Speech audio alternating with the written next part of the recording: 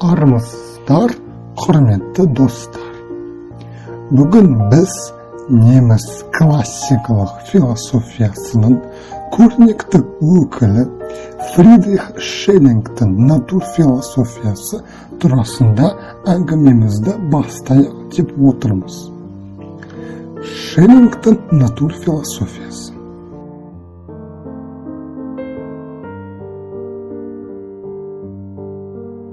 Жаңа дәуірдегі философияда натур философиялық мәселелерді өз заманындағы ашылған жаратылыстану ғылымдарындағы деректермен ұштастырып, сонымен қатар біршама жаңа ойларды дүниеге келтірген Шеллингті бұл жағынан алғанда ешкіммен салыстыруға болмайды. Оны Фихтенің жасаған үлкен мәні, әсіресе табиғатты тек қана құрал ретінде түсіну қанағаттандырмайды.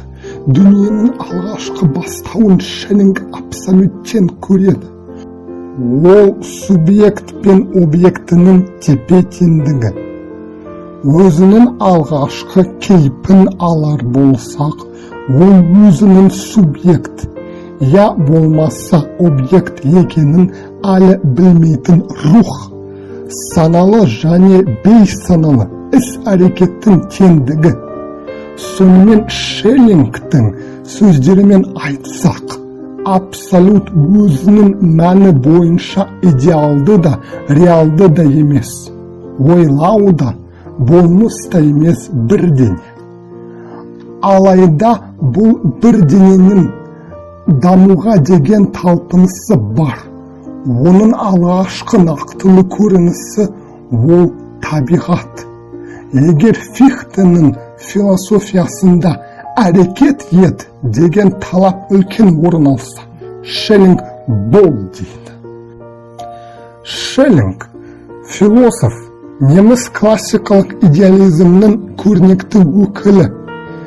Негізгі еңбектері трансцендентальдық идеализм жүйесі, дүниежүзілік және жан жөнінде, өнер философиясы, философия және дін, тағы басқа.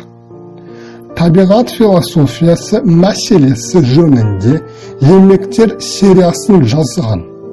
Онда Канттың идеясы және Лейбництің тірі монадалар мен табиғаттың дұрыс күштері туралы ілімін саралай отырып, табиғатты түсінуге қайшылықтар арқылы даму идеясын енгізді.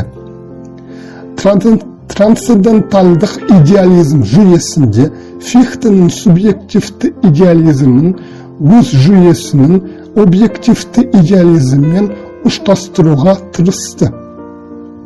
Еркіндік туралы Шеллинг ілімі адам еркінің мәні туралы және осыған байланысты заттар туралы философиялық зерттеулерде жан-жақты дамытылды. Фихтемен бірге Шеллинг еркіндікті ұғылған қажеттілік деп түсініп, еркіндік құбылысын жекелеген адамның ерлігі емес, қоғамның жетістігі деп білді.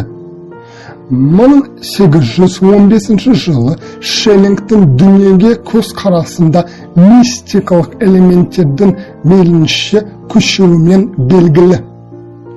Шеллингтің ықпалы ең алдымен Гегельде және басқа да көптеген философтар анық байқалды. Сондай-ақ оның ілімі натурфилософтар және славяншылар арқылы орыс философиясына да ықпал жасады. Осымен хабарымыз аяқталды. Келесі кездескенше сау саламат болыңыздар.